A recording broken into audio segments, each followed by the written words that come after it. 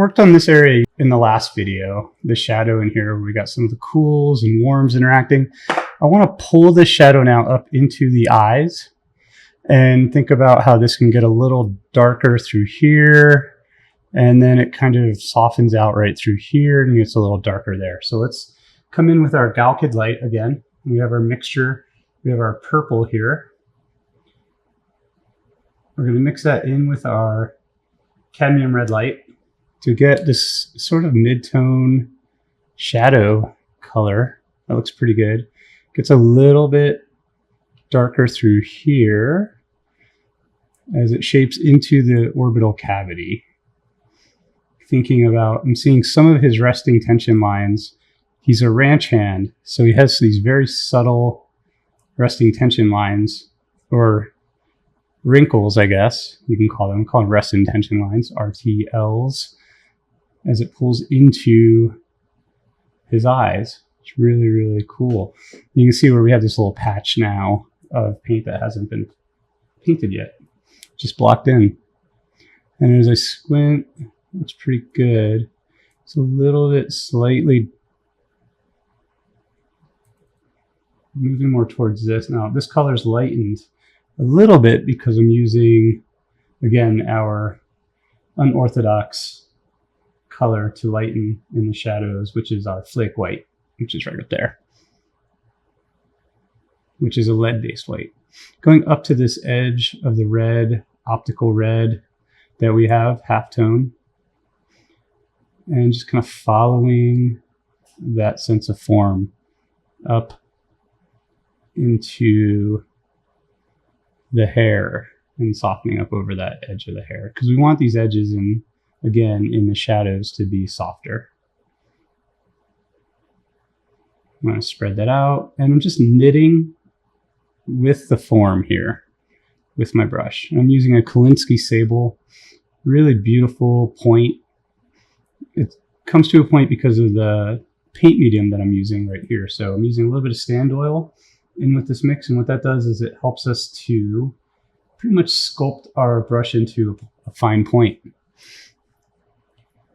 It's kind of a trick, I guess, to getting a very fine point on your Kolinsky sables and synthetics, and just cutting across at this resting tension line through here, and the light kind of passes over that edge. I want to be a little bit darker than what I think this will be, thinking about how that pulls up into the eye itself and the shadow underneath here. So a little bit of dark, again, resting tension lines that are very delicate in here. Now, wrinkles really are very subtle, especially in the shadows. They're just delicate textures and lines that we put into the shadows. We don't want them to be, we don't want every edge to be hit. And what I mean by that, there's surfaces on paintings that I call them visual interruptions, where we want the eye to go from this shadow to flow into this sense of a little bit lighter halftone, delicately, and then flow from here to here, not necessarily to hit a hard edge, stop. See, this to me is a hard edge and a visual interruption. We only want visual interruptions when they're hitting something that we want someone to see. And I see this in paintings all the time, and the old masters' paintings are just so subtle with how they handle the way the eye naturally sees the surface of what it is they're painting in portrait or in objects and everything. And it's that subtlety that I'm always thinking about when I'm painting is, does this have a subtlety of flow? Does it have visual interruptions that stop our eye from traversing across an area within a painting? And I'm going to do a whole video on that, I think, of good examples and bad examples. And I think I have a lot of my own artwork that I can use as bad examples. I think we definitely learn from our mistakes. Just making sure if we're recording. I already did some of this lesson already and forgot to hit record on the audio. So there's one of my mistakes. Not painting, just life. So this comes in here. And so there's a really great lesson that no one will get to hear, but I'm sure I'll cover all that information in the future. Just thinking about how, again, visual interruptions, right? So this might get a little bit lighter, more delicate. I'm just cross hatching over top of this edge to soften it. This is too hard of an edge through there, but it moves more towards a purple and a flake white, kind of a violet, a unifying violet on that edge, slight bit of red, just keep it in that family. And so I'm using a lot of the puddle that I've already been making within my painting here. And so we get this very subtle shift of just even the hairs from the brow ridge, right? Causing that softness of an edge. So thus creating no visual interruptions. Subtlety. Subtlety, I think, is really the key to making something look realistic. Softness and subtlety of how one form turns into another, and just being very attentive to it. And it's very thinking about the delicate surface that we're painting on. And also this idea of knitting one form into another. Now, usually when we have images that are very graphic and how we start with our painting, like when I started this painting, it was like all shadow was just all one value. All light was just one value. And so now we're starting to go into those large masses and break them apart and making them more subtle and more representational. More like a real person is in daylight, right, with the shadows, versus a Che Guevara graphic posterized image. Coming up here and softening this out. I'm going to soften that out a little bit. I'm going to move more towards the dark on that side as well. So that push and pull between dark and light. And softening that out into the shadow, just delicate softness. Crossing over that border, cross contouring with delicate movements of my brush and hatching of my brush, knitting across that form. Very much like an egg temper painter paints.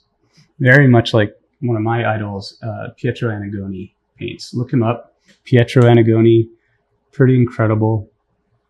I should actually do a whole video on him because he's amazing. So many videos to do, to share, kind of just open up my head for you guys and hopefully teach you everything that I know as a painter, which will barely get you on a bus.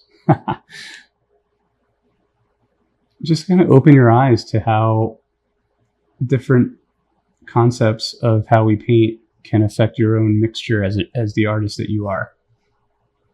This gets maybe a little bit thinking about the brow hairs just kind of coming in delicately into this area right here. It looks okay. I feel like I need to go a little darker.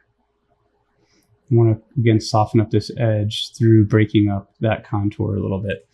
And I'm keeping this area a little bit darker in context to the reference, because the photo reference, I feel, is making this reflected light too light. And so that's a judgment call. So the way reflected light works is that if there's other areas within here, it's going to elevate and it's going to intensify our areas such as the red of his shirt, or the brightness of the light on this cheek is going to really affect that and multiply what's going on in the reflected light. And so sometimes we don't want to put that in there. We want to understand what the photo is doing so that we can use our own artistic license to be able to change things up a little bit based on what we see. To make it, again, more how a human sees versus a camera. And the camera, the photo reference is just that. It's just reference, right? We're not painting the photo reference verbatim.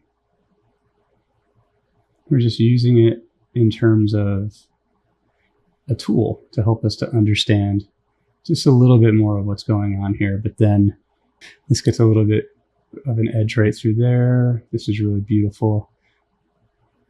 Curve right through here.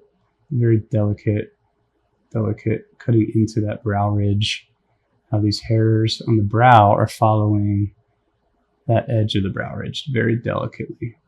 That looks pretty good. I'm going to come in and just lighten up a little bit of that.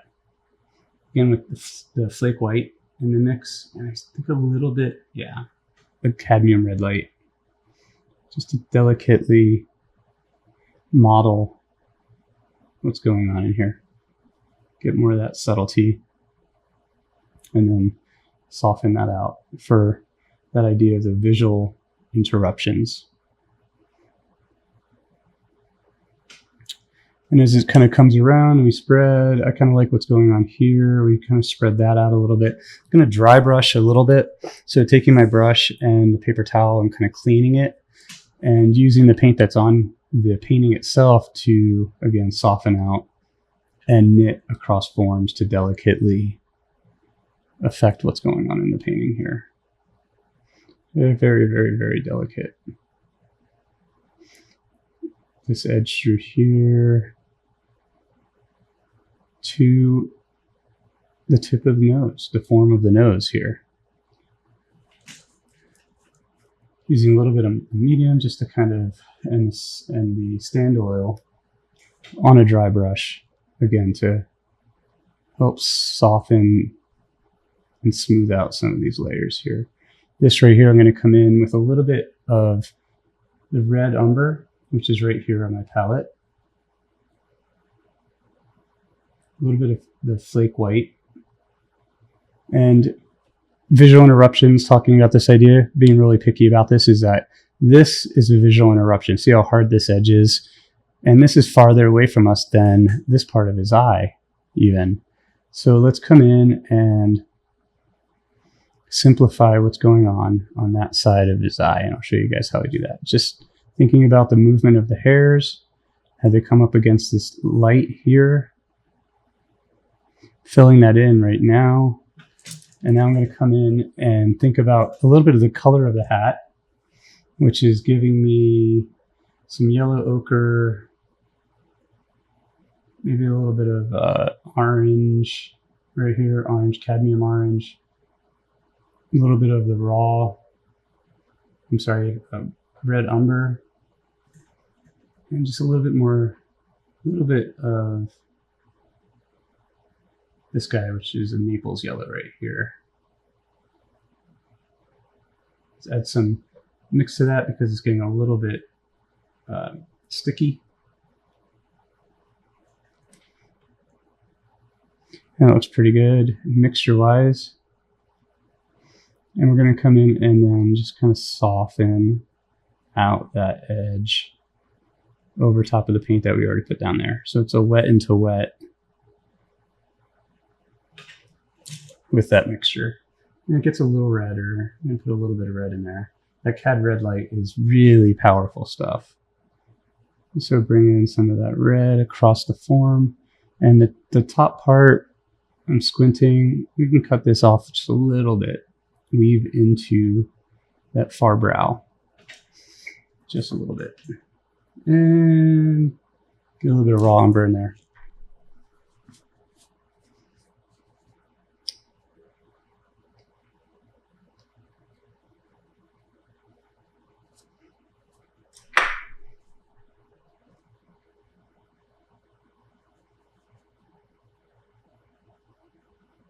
And flake white.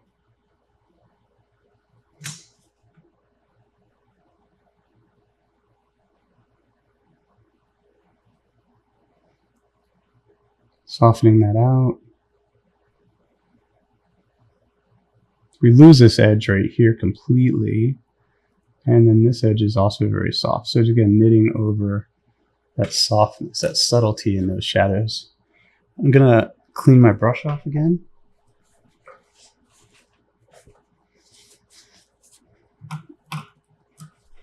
And dry brush again one last time cut into the hairs on that far side just to soften that out even more. So we get that brow, but it's got that soft edge now to it. And how this comes in and around. Beautiful. This comes forward a little bit more. A little bit of that structure. This looks pretty good. Thinking about how this frontal plane here gets a little bit lighter, a little bit more delicate as we put into that light. We hit right through here. It's really nice. And again, just kind of hatching in right up against that red of the optical red. Just very, very delicately. Changing my brush over here, cross-hatching over, cross-contouring over.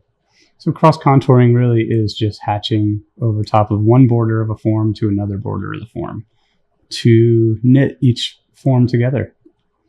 And I do a lot of that in my painting as well as drawing. That concept is something that's really key for me as an artist. And I just want to see one area that I'm seeing in the light here can be just a little bit more delicate. Through here, that red. Nice. Pulling that over. This can get a little bit darker. This is actually going to be a little bit softer. Great. Thanks, guys, for watching. Next lesson, I'll do the nose, facial hair, and lips. That'll be fun to do within this painting. And I will hit record. Thanks so much for watching. If you enjoyed this video, hit that like and subscribe button to stay in the loop. Big thanks to everyone in the Patreon community. Your support makes this channel possible. Now I have a new thing that I'm doing. You can join me live every Wednesday morning for something I'm calling Drawing from Art History. I'm going to be bringing up paintings and sculptures from art history that I love, and I'm going to be drawing them while streaming and talking about the history of that piece. So that's going to be right here on YouTube on Wednesday mornings. I'll see you guys next time, and paint well.